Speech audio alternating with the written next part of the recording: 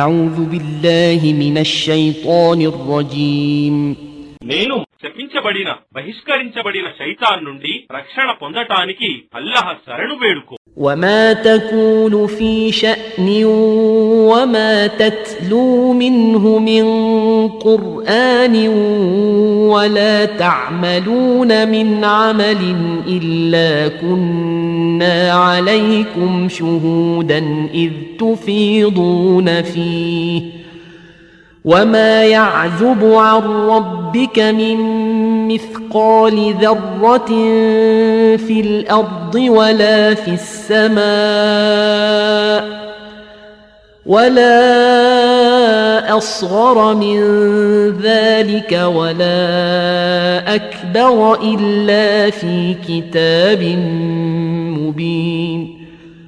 మరియు ఓ ప్రవక్త, నీవు ఏ కార్యంలో ఉన్నా మరియు ఖురాన్ నుండి నీవు దేనిని పఠిస్తూ ఉన్నా మరియు ఓ మానవులారా, మీరు ఏమి చేస్తూ ఉన్నా మీరు మీ పనులలో నిమగ్నులై ఉన్నప్పుడు మేము మిమ్మల్ని కనిపెట్టుకునే ఉంటాము. భూమి ఆకాశాలలో ఉన్నటువంటి ఒక రవంత పరమాణువంత వస్తువైనా దానికంటే చిన్నదైనా లేదా పెద్దదైనా నీ ప్రభువు దృష్టి నుండి మరుగుగా లేదు. అదంతా ఒక స్పష్టమైన గ్రంథంలో వ్రాయబడి ఉంది. ألا إن أولياء الله لا خوف عليهم ولا هم يحزنون.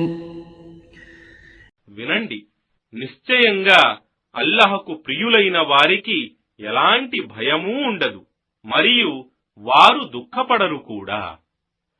الذين آمنوا وكانوا يتقون. ఎవరైతే విశ్వసించారో మరియు దైవభీతి కలిగి ఉంటారో لهم البشرى في الحياة الدنيا وفي الآخرة لا تبديل لكلمات الله ذلك هو الفوز العظيم. వారికి ఇహలోక జీవితంలోనూ మరియు పరలోకంలోనూ శుభవార్త ఉంటుంది. అల్లాహ్ పలుకులలో ఎలాంటి మార్పు ఉండదు. ఇదే ఆ గొప్ప సాఫల్యం, విజయం. ولا يحزنك قولهم إن العزة لله جميعا هو السميع العليم. మరియు ఓ ముహమ్మద్, వారి మాటలు నిన్ను దుఃఖింపజేయకూడదు. నిశ్చయంగా శక్తి, గౌరవం అంతా అల్లాహకే చెందుతుంది. ఆయనే సర్వం వినేవాడు, సర్వజ్ఞుడు.